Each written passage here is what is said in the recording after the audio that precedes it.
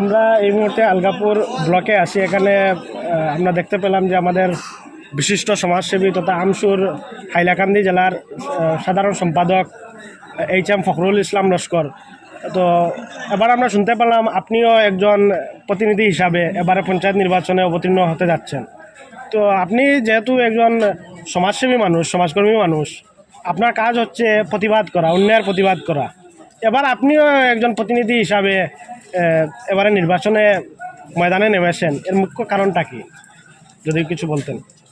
সমাজে ভালো শিক্ষিত মানুষের দরকার, সমাজে ভালো সমাজসেবী মানুষের দরকার। কারণ যারাই আমরা এতদিন থেকে দেখেছি নির্বাচন খেলেন, নির্বাচনে অবতীর্ণ হন, এদের মধ্যে দেখা যায় কেউ বিজনেসম্যান, কেউ আপনার অন্যান্য ব্যবসার সঙ্গে জড়িত, টাকা আছে, হঠাৎ করে মাঠে নেমে যান মানুষের কাছে যে আমার কাছে টাকা আছে, আমি প্রতাপশালী মানুষ, হ্যাঁ আমি নির্বাচন খেলব।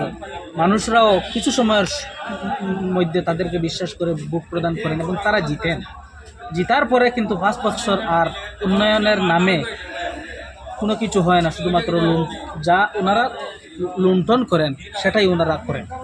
কিন্তু দেখা যায় একজন সমাজসেবী মানুষ যদি হয় তাহলে তার সমাজসেবা করে প্রথম থেকেই তার একটা স্বভাব হয়ে যায়। আর সমাজসেবী মানুষরা যদি জিতে, তাহলে প্রতিবাদী মানুষরা যদি জিতে, যেই জায়গায় দুর্নীতি হবে তারা কথা বলবে, তারা আওয়াজ বুলন্দ করবে, তারা চুপ হবে না, তারা টাকার লোভে মানুষের স্বার্থ, জনগণের স্বার্থকে তারা বিলিয়ে দিতে কোনো সময় যাবে না। সেই জন্য আমি নিজে ভাবলাম যে আমি যদিও ছাত্র সংগঠন করেছি, প্রতিবাদ করেছি, অনেক মানুষকে নিজের চেষ্টা দ্বারা অনেক মানুষের সাহায্য সহযোগিতা করেছি, কিন্তু দেখা যায় নির্বাচনের সময় আসার পরে গ্রামের বিভিন্ন মানুষরা আমার কাছে দাবি জানালো যে আপনি যেহেতু সমাজসেবা করে আসছেন, তো আপনি একবার নির্বাচনে আসেন, আমরা আপনাদের মতো মানুষের দরকার। এই জন্য মানুষের চাপে আর নিজেরও কিছু ইচ্ছা, যদি কিছু জিনিস এমন দাবিগুলা মানুষের থাকে যেগুলা একজন সমাজসেবী হয়ে পূরণ করা সম্ভব হয় না, যদি প্রতিনিধি হই তাহলে নিশ্চয় তাদের এই আশা, যে আকাঙ্ক্ষা যেগুলা, আমি এইগুলা সমাধান করতে পারবো, এটাই ভাবে আমি নির্বাচনে অবতীর্ণ হয়েছি।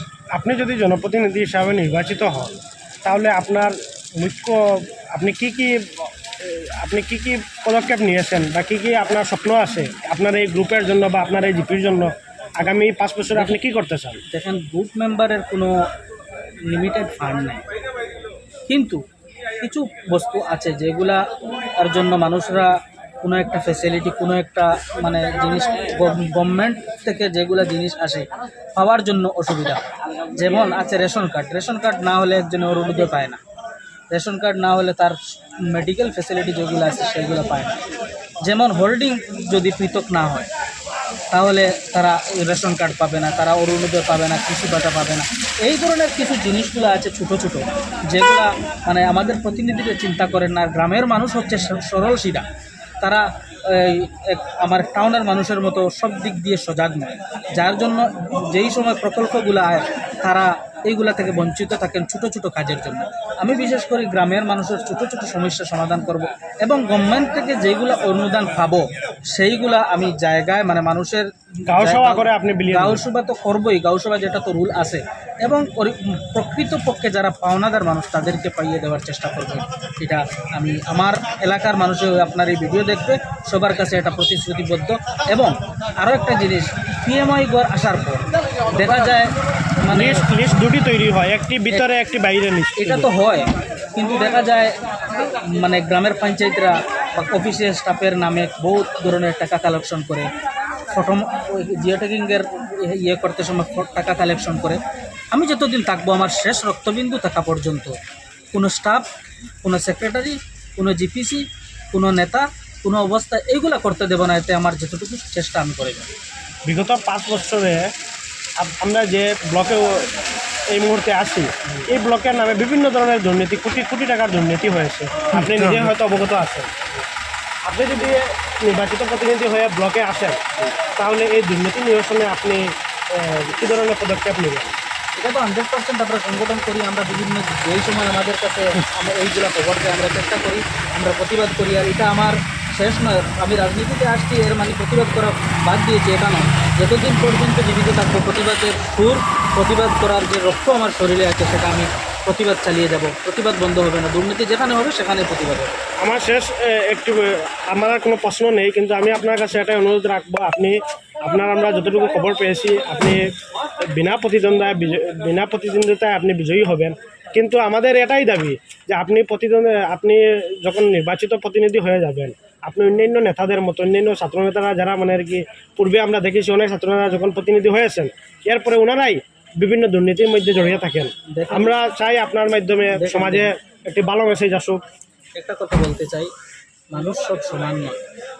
আর দ্বিতীয় কথা হচ্ছে গ্রুপ মেম্বার হয়ে দেশের উন্নয়ন করা অনেক কঠিন কাজ। তবে এটা কিন্তু আপনারা 100% শিওর থাকেন, আমি আমার যে এরিয়া এর ভিতরে দুর্নীতি কোনো অবস্থায় স্থান দেব না।